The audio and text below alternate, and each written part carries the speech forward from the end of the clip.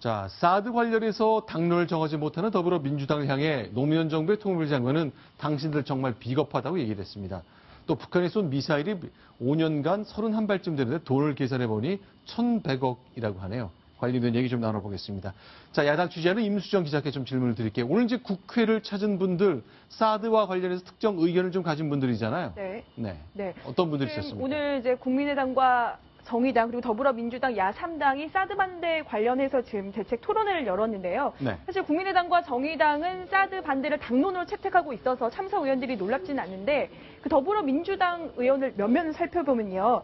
그 사드 반대를 공식적으로 외치는 민평련 소속의 강경파 의원들이 아니라 네. 뭐 이상민 의원, 변재일 의원, 노웅래 의원처럼 당내에서 비교적 온건하다, 중도하다라고 하는 의원들이 주체로 오늘 토론회를 열었습니다. 자, 그런데요. 오늘 이종석 통일부 장관은 이렇게 얘기하는군요. 아니, 사드 한 포대 도입은 하는데 48발밖에 없다. 비 오듯 쏟아지는 북한의 미사일을 도대체 어떻게 맞출 것이냐. 이렇게 얘기합니다. 들어보시고요. 평가를 좀 해보겠습니다. 남한을 겨냥하고 있는 미사일이 국방부의 발표에 따르면 한 1,000기 정도, 1,000발 정도 된다고 얘기를 하고 있습니다. 이동식 발사대만 해도 200개 정도가 있다. 이렇게 얘기합니다. 그러니까 한꺼번에 북한은 미사일을 쏜다면 아마 수백 발을 한꺼번에 쏠 수 있다는 뜻입니다. 그런데 아시는 것처럼 사드 1개 포대는 48발밖에 못 쏘게 되어 있습니다. 그리고 한 30분 정도의 장전 기간을 거쳐가지고 다시 쏠 수 있는데 각 지역 포대에 48발 이상 더 추가로 적재할 수도 없습니다. 적재한다 하더라도 추가적으로 48발을 쏘는데 북한이 뭐 바보가 아닌 이상은 우리가 사드 요격 미사일을 48발 갖고 있다고 48발만 미사일 쏘지는 않을 거 아닙니까? 북한의 미사일을 막을 수 없다는 뜻입니다. 자, 한마디로 사드 쓸데없는 거 도입하는 거다. 그 얘기군요. 그렇죠. 제가 지금 이종석 장관님 오랜만에 보니까 머리도 많이 휘셨는데요. 네. 지지난 정부인가요? 그 들어가시기 전에 한번 세종연구소에 찾아갔다가 북한 문제 갖고 설전을 오랜 장시간 했던 기억이 나는데 그때 네. 왜 그랬는가 하면 저분이 공산주의에 대해서 가정하시는 게 제가 틀렸다고 판단해서 설전을 했는데 지금도 지금 가정이 틀렸습니다. 북한의 미사일이 자, 테릴이 한 200개 있다고 칩시다. 네. 200개가 동시에 다 쏠 수 있는지도 모르지만 동시에 쏜다고 해서 그게 수천 발이 날라오겠습니까? 그리고 우리는 계속 바보로 보는데 대한민국 절대 바보 아닙니다.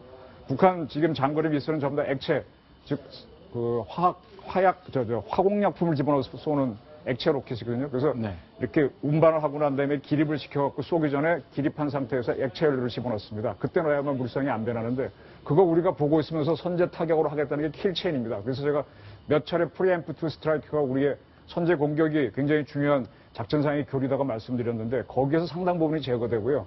그 다음에 올라오는 것 중에서 상당히 고고도로 올라간 것만 사드로 잡고 나머지는 여러 가지 방법으로 잡습니다. 따라서 북한이 1,000발을 다 쏜다는 건 말도 안 되고 200발을 쏜다고 해도 그중에 얼마나 올라올지는 해봐야 아는 겁니다. 우리가 아무 대응도 안 한다고 하는 저 가정부터가 우선 틀리신 겁니다. 그 다음에 48발밖에 안 된다고 그랬는데 그것도 틀렸고요. 주한미군이 72발을 배치하려는 것 같아요. 9개 발사대를 가져올 거기 때문에 72발 되는 것 같고. 근데 72발만 가지고 다 못 막지 않습니까? 그렇죠. 그러면 이종석 장관도 사드의 능력은 인정하는 거 아닙니까? 사드의 맞출 수 있다고 건 인정하는 거 아니겠어요? 그러면 모자라면은 2-3개 포대를 사오면 되지. 그게 그 능력이 발수가 모자란다고 그게 무가치하다고 주장하는 얘기는 전혀 논리가 맞지는 않습니다. 자, 그런데 이렇게 강한 의견을 갖고 있기 때문에 뭐 쓸모없는 사드를 도입하고 있는 박근혜 정부에 대해서 국민의당은 반대를 분명히 얘기하는데 더불어민주당은 얘기를 못하고 있다고 얘기합니다. 임수정 기자, 비겁하다고 얘기했잖아요. 네네. 자, 오늘 더불어민주당이 이제 당론을 정하지 않고 전략적 모호성을 계속 취하는 것에 대해서 굉장히 비겁하다라고 이야기를 했는데요. 지금 이제 김종인 대표와 우상호 원내대표 소위 이 콤비가 굉장히 내년에 집권 가능성을 염두에 두면서 계속해서 지금 전략적 모호성을 유지를 하고 있잖아요. 그 부분에 대해서 굉장히 강도 높게 비판을 했습니다. 자, 당론을 정하지 않는 것은 정말 비겁한 행동이다 얘기했는데 그래서 야당 취재하면서요. 이제 더불어민주당 의원들, 국민의당 의원들 많이 만나시는데 궁금하더라고요. 당의 거의 대부분의 의원들이 사드를 반대하잖아요. 김종인 대표 한 사람만 이미 다 지나간 일이 수용하자고 얘기하거든요. 당론을 안 정하고 있잖아요. 당내에서 그래 이게 우리한테 유리하다. 내년 대선 때까지 일단 그렇게 하자 하는 쪽이 많습니까? 아니면 속으로 부글부글 하는데 얘기를 안 하고 있는 겁니까? 부글부글 하는데 이야기를 하지 않고 있다는 게 맞는 것 같아요. 최근에 제가 한 의원이가 더비주 의원과 점심을 했는데 아마 90% 이상이 사드 반대를 할 것이다라고 이야기를 하더라고요. 근데 다만 지금 김종인 대표와 우상호 원내대표가 굉장히 이렇게 신중하게 지금 사안에 대해서 접근을 하고 있고 이게 여론에서 나쁜 평가를 받고 있지 않거든요. 그래서 지금 잠자코 있는데 김종인 대표 임기가 8월 말까지잖아요. 그렇죠. 어차피 한 달 뒤에 지도부가 바뀌어지는데 우리가 벌써부터 나서야 될 이유가 있느냐 이런 입장인 것 같습니다. 자, 글쎄요. 근데 일단 어떻게 과연 비춰질지 국민들이 결국 다 판단하고 계시거든요.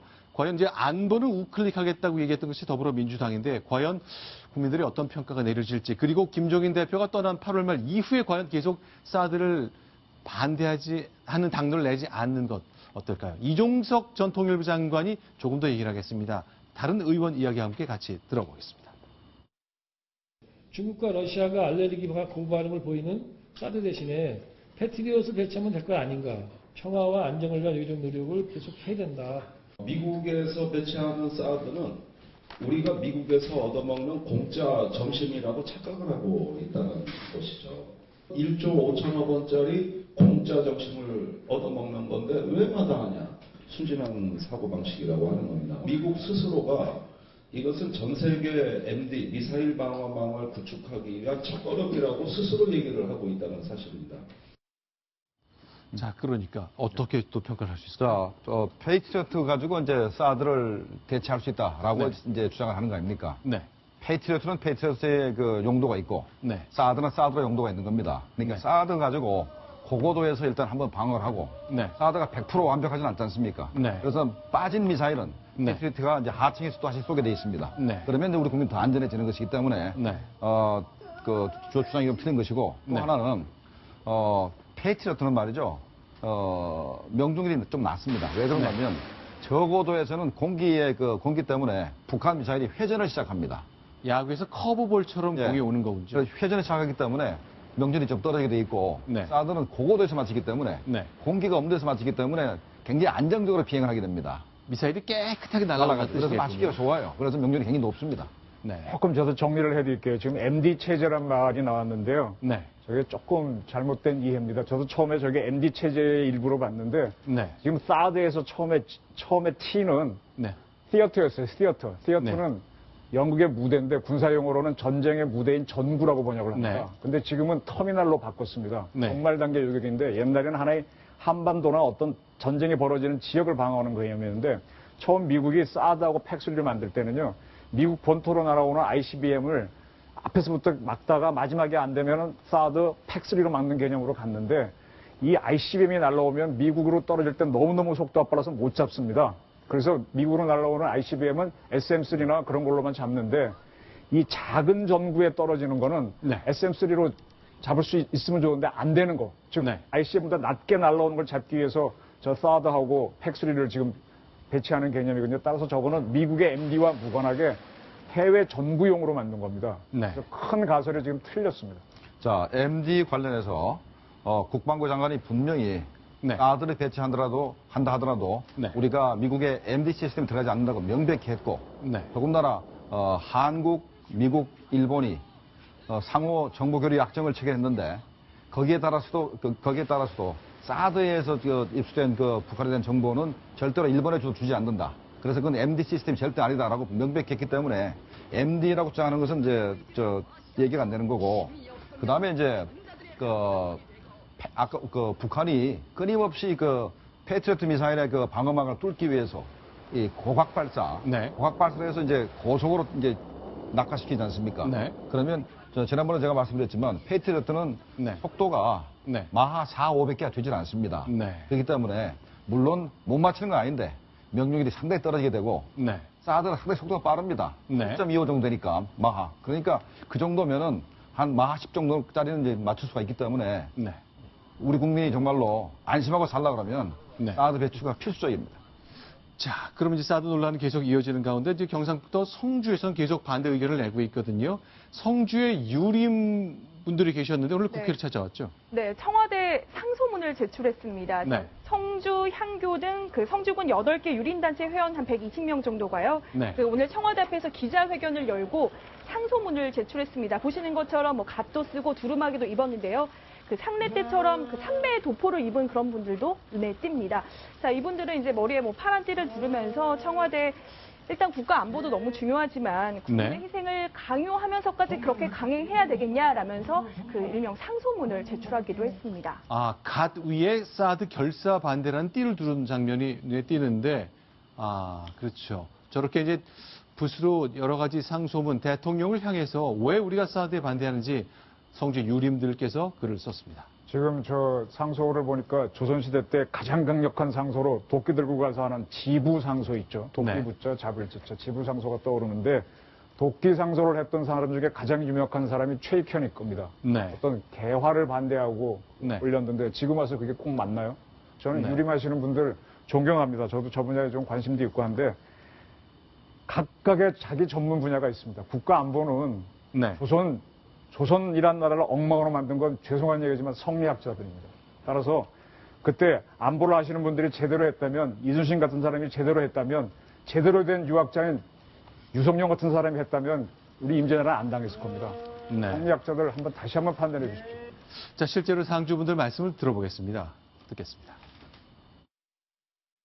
국가 안보도 중요하지만 국민의 희생을 강요하면서까지 일방적인 결정은 도저히 묵과할 수 없습니다. 메슬로우의 인간 욕구 5단계에서 있어 생리 욕구 다음으로 안전의 욕구인데 국가는 국민에게 안전을 지켜줄 의무가 있습니다. 자, 갓을 쓴 유림께서 이제 미 외국 학자를 인용해서 안전의 욕구를 말씀하셨네요. 저번에 재밌는 게, 네.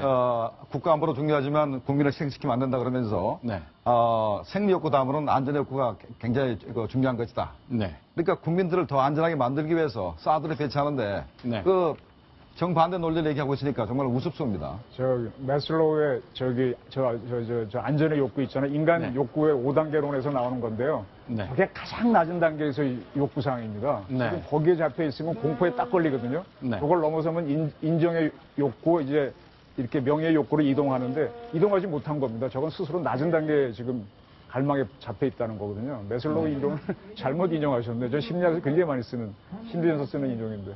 자, 근데 성주의 유림단체 분들 말씀입니다만 저분들은 이제 충정을 표현한 거거든요. 나름대로 본인들이 믿고 있는 믿음을 근거로 해서 대통령에게 우리의 걱정을 좀 설명하는 자리였습니다만 어쨌건 이제 군사 전문가들이 아니시니까 인터넷에 이런 거 있더라 저런 거 있더라를 넘어서는 무언가가 좀 필요하지 않을까 싶습니다. 바로 사실은 이렇게 사드라는 것도 그 존재가 그렇지만 라오스라는 외교 현장에서 벌어진 일들 때문에 또 걱정이 많기 때문입니다. 임수정 기자께 좀 먼저 질문 드릴게요. 자, 지금 라오스 장면인데 실제로 이용호 북한 외무상이 기자회견을 했네요. 자, 한번 어떻게 얘기했는지 먼저 얘기 댓글을 나눠볼까요? 많이 기다리게 해서 안 됐습니다. 이번 해에 온 우리 취지, 조선반도 정세에 국제사회가 주목을 좀 돌리도록끔 이렇게 하는데 목적이 있습니다. 기본 지금 정세를 악화시키는 이 요인은 미국이 대조선 적대시 정책입니다. 군사적 압박, 핵 위협이 중대된 데서 첫 신뢰를 찾아볼 수 있습니다. 두 번째로는 경제 봉쇄를 시도하는 데서 또 찾아볼 수 있습니다. 역시 또 미국 탓이죠. 뭐 예상했던 레퍼토리입니다만 결국 경제 봉쇄 풀어달라 그런 얘기고 대화하자. 그래서 하여간 이 고비를 좀 넘기고 앞으로 가자 이런 얘기 같네요. 핵 포기하겠다, 미사일 포기하겠다 뜻은 뭐 전혀 보이지 않고 있습니다. 대화하자는 얘기인가요? 그냥 우기는 얘기죠. 근데 저는 네. 저거 딱 보면서 우리 장관은 중국을 상대로 저렇게 한번 세게 네. 나가지 못하나요? 네. 항상 우리는 그걸 안 하니까 북한이 지 마음대로 하는 겁니다. 네. 그러니까 미국이 자기들을 네. 핵으로 위협하기 때문에 자기들이 핵무기를 개발했다라는 네. 주장을 하는 것이고, 현재 미국이 하는 경제 봉쇄는 옳지 못하다. 네. 왜 그런다면은 수많은 나라가 핵무기를 개발했고 한데 네.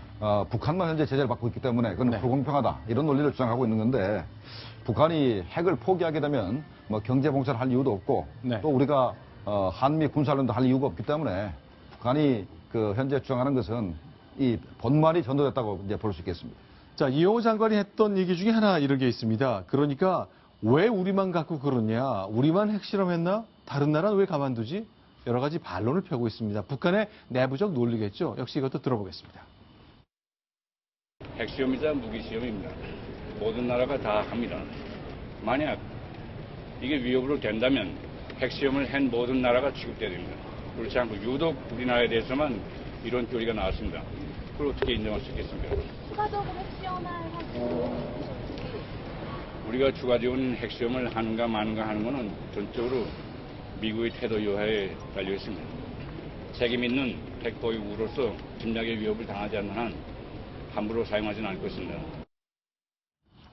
자, 네. 지금 저 북한의 전략은 핵 전략은 이렇습니다. 그 과거에 중국이 핵무장을 할 때 처음에 자기는 핵 개발을 하고 나면은 오히려 핵 공격을 당할 가능성이 높습니다. 그래서 그걸 피하기 위해서 이제 상당히 외교전을 벌이면서 시간을 끄는 거고요. 그다음에 반드시 이격 능력을 가집니다. 그게 뭔가 하면 잠수함 발사 SLBM을 갖추는 건데 북한은 SLBM을 갖추게 되면 아마 미국을 선제 공격을 당해도 미국을 때릴 수 있기 때문에 그때는 안전하죠. 그때부터는 안전하기 때문에 시간을 벌이기 위해서 저렇게 뭐 여러 가지 말장난을 치면서 시간을 끌 겁니다. 지금 그걸 충실히 수행하는 게 지금 저 이영수인가요? 장관이니까 우린 그걸 파악해서 거꾸로 가는 어떤 가장 좋은 거는 지금 상태에서는 대한민국도 핵무장을 주장하는 게 제일 좋은 방법입니다. 주장을 하는 것. 그 핵무장을 하면 갚버리는 거죠. 참고로 그 미국에서 고립주의로 갈 때 닉슨이 주한미군 뺐을 때 박정희 대통령이 핵무장으로 갔거든요. 지금 뭐 트럼프가 되든 또는 뭐 힐러리가 되든 고립주의로 갈 가능성이 큰데 이때쯤 한국이 핵무장을 한다 그러면 중국이 놀래서 중국을 제재하든지 할 테니까 저는 지금 가장 좋은 정책은 핵무장으로 지금 가는 거라고 봅니다. 네. 자, 지금 지지직한 소리가 바로 이제 전기 충격기까지 동원하면서 중국과 그 북한의 외무상 많은 그 장면, 라오스의 경비병들이 지키는 모습 좀 보고 계셨습니다. 그러니까 요번에 이제 ARF 그 회의가 라오스에서 열렸지 않습니까? 라오스에서 열리면서 통상 그렇게 국제회의를 하면은 이 저 정상이 쭉 모였을 때 회의를 할 때 보면은 적어도 미국의 그 외무장관 정도 되면은 켈리 정도 되면은 주최국의 바로 옆자리는 줍니다. 그런데 지금 켈리를 저 왼쪽 끝에 저 구석에 갖다 놨지 않습니까? 그런 거 봐서는 역시 이 라오스는 이제 중국 편이다라는 게 이제 보이는 것이고 요번에 이제 아세안 그 외상회의를 이제 요번에 같이 했거든요. 거기서도 이제 중국을 비난하는 기련안이 라오스하고 캄보디아 때문에 통과 안 됐다 그러는데 상당히 그 라오스는 중국 편을 드는 그런 나라로 이제 이번에 확인이 됐습니다. 라오스라는 나라를 가보면요, 저기 의외로 많은 사람들이 태국말을 합니다. 그러니까 우리가 일본에 스트레스를 받고 살듯이 저 사람들은 바로 옆에 태국을 광고로 거기서 태국말을 많이 하고요.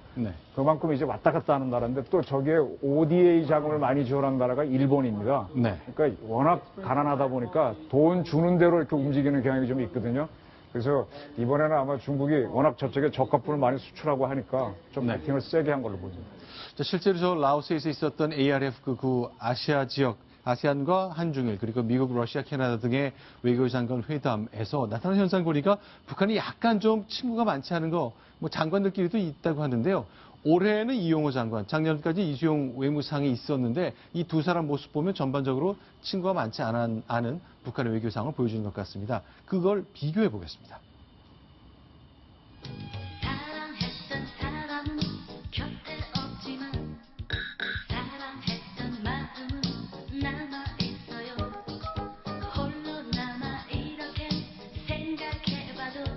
핵개발 성공하고 있습니까? 저 미사일을 자꾸 왜 쏘는 거죠? 나 혼자면 어때요? 슬퍼지면 어때요? 님이 그리워 방황하고 있어요. 어떻게 하나? 자, 북한의 외무상들의 외교 활동을 저희가 좀 영상으로 좀 준비해 봤는데 이수용과 이용호 뭐 이어받은 사람입니다만 국제 감각이라 할까 경험에서 좀 차이가 있는 겁니까?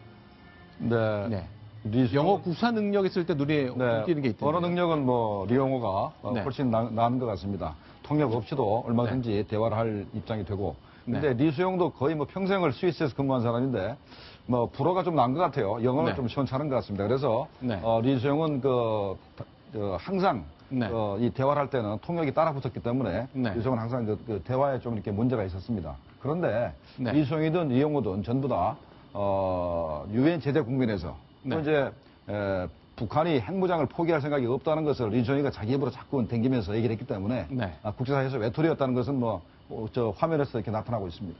네, 지금 보면 오른쪽이 과거에 장관이었던 이수용이고 왼쪽이 올 5월에 외무상 자리에 오른 이용호의 모습이죠. 자, 근데 역시 그 이용호가 한국 기자들이 이제 따라붙으면서 질문을 많이 하는데 미사일을 왜 쏘는 겁니까? 묻는데 뭐 답 안 해왔는데요. 오늘은 조금 달랐다는데 역시 큰 내용은 없었던 것 같네요. 한번 확인해 볼까요? 어떤 가시는지만 여쭤볼게요.